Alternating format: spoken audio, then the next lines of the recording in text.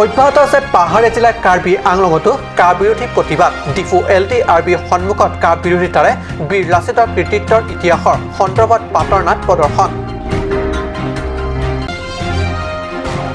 সন্মিলিত সংগ্ৰাম পৰিষদ অসমৰ উদ্যোগত নাগৰিকত্ব সংশোধনী আইনৰ বিৰোধিতাৰে বিশাল গণসমাৱেশ বকলিয়া 50ৰো অধিক জনগোষ্ঠীয় সংগঠনৰ ঐক্যমঞ্চৰ বিশাল সমাৱেশত কেইবা সহস্ৰাধিক সংগ্ৰামী জনতাৰ অংশগ্ৰহণ পশ্চিম কাৰ্বি আংলঙৰ টেংৰা লাংচতো কা বিৰোধী উত্তাল প্ৰতিবাদ কেএছৰ নেতৃত্বত ছাত্ৰ-ছাত্ৰীৰ লগতে অঞ্চলটোৰ জ্যেষ্ঠ নাগৰিকসকলেও কা বিৰোধী বিশাল প্ৰতিবাদত অংশগ্ৰহণ নমস্কাৰ ষ্টুডিঅ'ত মই পৰজ্যোতি শৰ্মা এতিয়া গৈছো প্ৰথমটো অসমীয়া প্ৰাইম টাইম বাতৰিলৈ সমগ্ৰ অসমৰ লগতে পাহাৰীয়া জিলা কাৰ্বি আংলঙতো কা বিৰোধী প্ৰতিবাদ অব্যাহত ছাত্ৰ সমাজ আৰু সংগ্ৰামী ডিফুবাসী ৰাইজৰ সহযোগত নাগৰিকত্ব সংশোধনী আইন বিৰোধিতাৰে বাতৰ নাট প্ৰদৰ্শন কৰা হয় কেন্দ্ৰই গৃহীত কৰা নাগৰিকত্ব সংশোধনী আইন অসমত কোনোমতে কাৰ্যকৰী নকৰাৰ দাবীত ৰাজ্যজুৰি অব্যাহত আছে বিভিন্ন প্ৰান্তত হাজাৰ হাজাৰ জনতাৰ প্ৰতিবাদীমূলক কাৰ্যসূচী ডিফুটো ছাত্ৰ সমাজ আৰু ডিফুবাসী ৰাইজৰ সহযোগত নাগৰিকত্ব সংশোধনী আইনৰ বিৰোধিতাৰে ডিফু ৰাজপথত পাতৰ নাট প্ৰদৰ্শন কৰে আহোম ৰজাৰ 600 বছৰীয়া শাসনকালৰ ইতিহাসত মোগলৰ বিৰুদ্ধে বীৰত্বৰে যুঁজি অসম জয় কৰা বীৰ সেনাপতি লাচিত বৰফুকনৰ বীৰত্বৰ কাহিনী প্ৰদৰ্শন কৰা হয় নাটত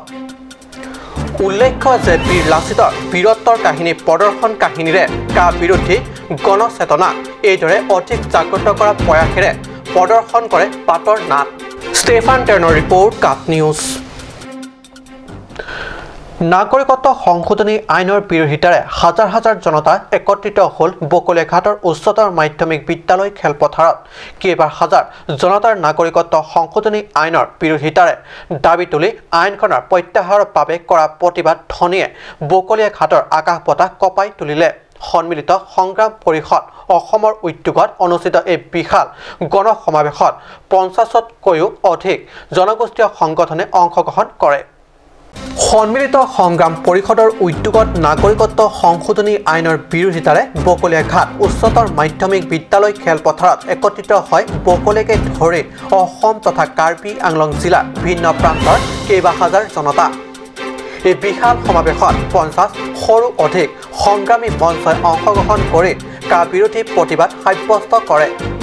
সমাৱেশত সন্মিলিত সংগ্ৰাম পৰিষদৰ নেতা তথা লেখক বুদ্ধিজীৱী Haidar Hussain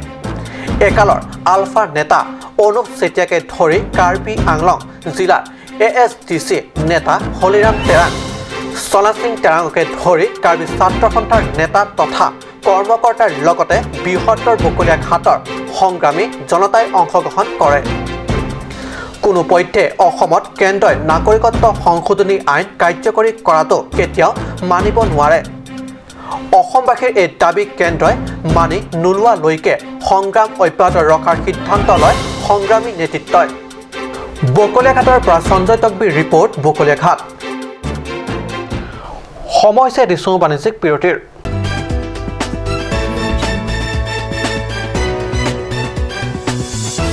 Start here, right anywhere.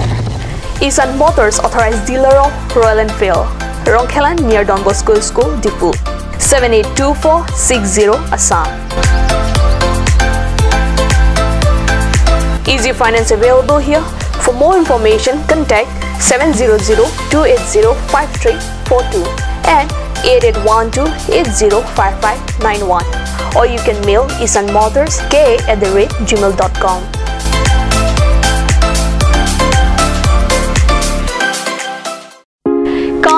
Shopping Mall is a gulf of Assam Enterprise and the Hill Areas Department. A glorious one year now. Here's everything you need. Groceries and household supplies, cosmetics, personal care and skincare essentials, appliances and electronics, stationery, men's and women's clothing along with tribal clothing. Also a huge Durga Puja offer on Swati brand. An offer you cannot refuse.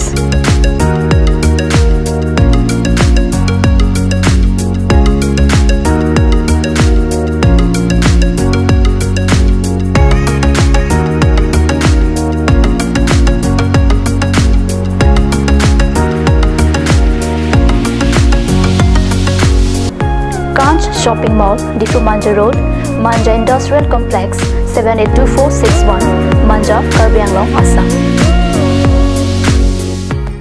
Chloride Unisex Beauty Parlor hinben warsai kemi kipipon. Lasi lasonover sai kemi along ninghangatum ali chuendunik tha.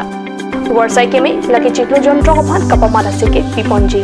Lasi apor panhok he pinpen Chloride Unisex Beauty Parlor along patebok damiknon, rong parpi rong berot, near Iron Bridge, Dipu Karbi Anglong. Lasi lan sose kachini le thoji aphan laswa number 600-121-3664 along Humriknon. Simonjir Children Park cum picnic spot, a place to visit for sure. The park is filled with eye-catching flowers, some medicinal plants and nursery. A perfect place for your children and family.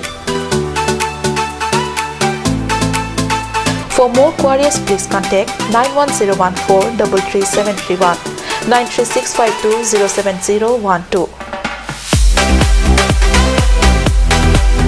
Simonjir Children Park, Chirikangnet, Ward number 4, Depot, Karbi Anglong.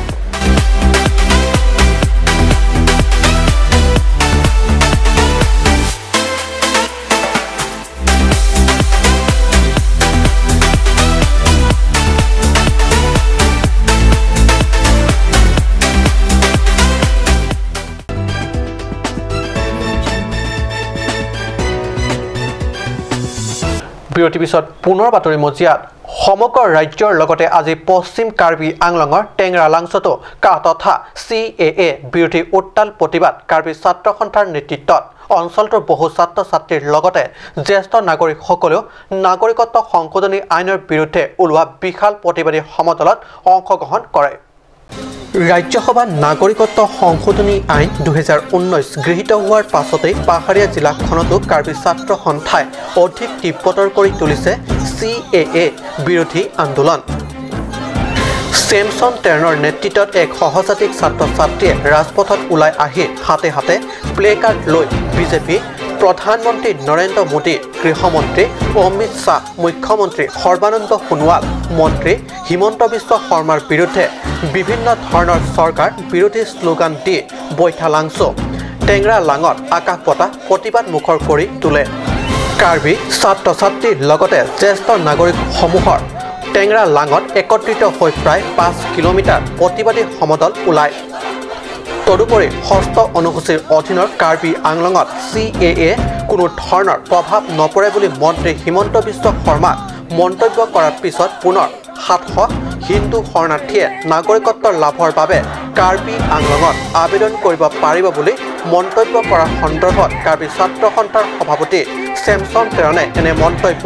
দুৰ্ভাগ্যজনক আৰু মন্ত্ৰীজনৰ বিৰুদ্ধে কাৰ্বি ছাত্ৰ সন্থাই প্ৰতিবাদ অব্যাহত ৰাখিব বুলি সদৰি কৰে। ৰাজপথ গাঁৱত যিমানখিনি জেগাত আমাৰ মেজৰিটি আছে, গতিকে এইখন গণতন্ত্ৰ দেশ, পাৰ্লিয়ামেণ্টত যাহা তাহা আইন বনাই পেলাই যে ৰাইজে ইয়াত মানি ল'ব সেইটো কোনো কাৰণতে গ্ৰহণযোগ্য নহয়। আৰু আজি ইয়াতে আপোনালোকে দেখিছে ইমান ইণ্টেৰিয়ৰ জেগাৰ পৰা আমি ইমান ৰাইজে ওলাই আহিছে, স্পণ্টেনিয়াছলি ৰাইজে ওলাই আহিছে, ইয়াৰ প্ৰতিবাদ কৰি আহিছে যে কোনো কাৰণতে কাৰ্বি আংলং ৰাইজে CAA নামানে। আৰু যোৱা কেইদিনমান আগত বিজেপিৰ পাৰ্টি বৰ্তমান যিটো ছিটুৱেশ্যন, অসমৰ যিটো ছিটুৱেশ্যনটো নিজে গম পাইছে, সেই গতিকে বিজেপিয়ে ডেমেজ ৰিপেয়াৰ কৰা এটা পলিচি এখেতসকলে লৈছে। এই ডেমেজ ৰিপেয়াৰ কৰা পলিচিটো কি হৈছে, ইমান দিনৰ পৰা বিভিন্ন জাতি জনগোষ্ঠীবিলাকে কিছুমান জেগা কাউন্সিল বিচৰা হৈছে, কিন্তু তাত ইমান দিন আগে কোনো গভৰ্ণমেণ্ট ছাইডৰ পৰা কোনো তাৰ ৰিয়েকশ্যন নাই। কিন্তু হঠাৎ এটা কেবিনেট বহাই পেলাই যে জেগা যেনেবা মৰাণ, মটক, কোচ, ৰাজবংশী এই জাতিবিলাকক যে হঠাৎ কাউন্সিল ডিক্লেৰেশ্যন কৰাটো এইটো বেলেগ একো নাই। আমি জানো বা অসমৰ ৰাইজে এইটো চবে জানে বা কাৰ্বি আংলং ৰাইজে জানে যে এটা টোপ দিছে, এইটো একো নাই। এই CAA মুভমেণ্টটো কেনেকুৱা ছাবটেজ কৰিবৰ কাৰণে এটা এইটো পলিচি কৰিছে। গতিকে কাৰ্বি আংলঙৰ কাৰণে কাৰ্বি আংলঙৰ কাৰণে কোৱা হৈছে যে 6 শিডিউল এৰিয়াছ কোনো ইয়াতে CAA ইফেক্ট নহয় বুলি কৈছে কিন্তু আমি বাৰ কৈ আহিছোঁ এতিয়ালৈকেও হিমন্ত বিশ্ব শৰ্মা ডাঙৰীয়া তেখেতে হৈ দিনাখন যিটো কোৱা যে 700 জনতকৈ অধিক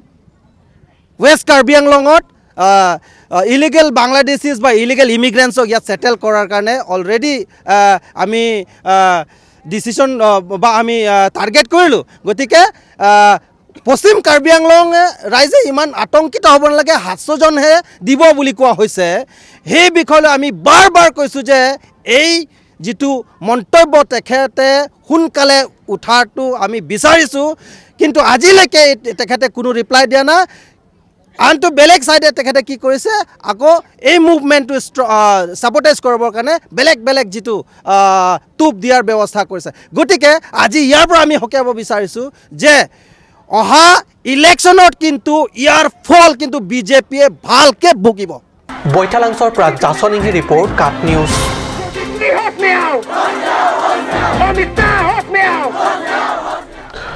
পশ্চিম কাৰ্বি আংলঙত সমগ্ৰ অঞ্চলতে অব্যাহত আছে হাতী মানুহৰ সংঘাত পুৱতি নিশা বনৰীয়া হাতীৰ আক্ৰমণত হাজাকাফেৰ গাঁৱৰ এগৰাকী মহিলা নিহত 55 বয়সীয়া মহিলাগৰাকীৰ নাম শান্তি দেৱী খেৰণী বন বিভাগৰ এলেকাধীন বিভিন্ন গাঁৱৰ কেইবাটাও পৰিয়ালৰ বাসগৃহ বনৰীয়া হাতীয়ে লণ্ডভণ্ড কৰে বিগত এমাহ ধৰি অব্যাহত আছে বনৰীয়া হাতীৰ উপদ্ৰৱ আনহাতে নিলিপ্ত ভূমিকা পালন কৰি আছে বন বিভাগ নিত্য নৈমিত্ৰিক ঘটনাত পৰিণত হৈছে বৃহত্তৰ খেৰণী অঞ্চলত হাতী মানুহৰ সংঘাত যোৱাকালি পুৱতি নিশা হাতীৰ আক্ৰমণত নিহত হয় হাজা গাফেৰ গাঁৱৰ এগৰাকী 55 বয়সীয়া মহিলা শান্তি দেৱী নামৰ এই মহিলাগৰাকীৰ হাতীৰ আক্ৰমণত কৰোণভাৱে মৃত্যু হোৱা ঘটনাই সমগ্ৰ খেৰণী অঞ্চলত সৃষ্টি কৰিছে ব্যাপক চাঞ্চল্য আনফালে এই একেটা নিশাতে খেৰণী বন বিভাগৰ এলেকাধীন জিৰিম গাঁও মচকা হাজা গাফেৰ গাঁও আদি কেইবাখনো গাঁৱৰ লগতে পশ্চিম কাৰ্বি আংলঙৰ সীমান্তৱৰ্তী এলেকাধীন হুজাই জিলাৰ জামুগুৰি গাঁৱতো বনৰীয়া হাতীৰ জাকে কেইবাটাও পৰিয়ালৰ বাসগৃহ লণ্ডভণ্ড কৰাৰ লগতে কৃষকসকলে ভঁৰালত মজুত কৰি ৰখা ধানো খোৱাৰ লগতে ভঁৰাল ঘৰ লণ্ডভণ্ড কৰে এইদৰে বৃহত্তৰ অঞ্চলটোত বনৰীয়া হাতী আৰু মানুহৰ সংঘাতে ভয়াৱহ ৰূপ ধাৰণ কৰিছে ইফালে ধাৰো নাই তৰুৱালো নাই নিধিৰাম চৰ্দাৰ হৈ বহি আছে খেৰণী বন বিভাগে খেৰণীৰ পৰা বিৰেনিংহি ৰিপৰ্ট কাট নিউজ আজি অসমীয়া প্ৰাইম টাইম বাতৰি ইমানতে সামৰিছোঁ ধন্যবাদ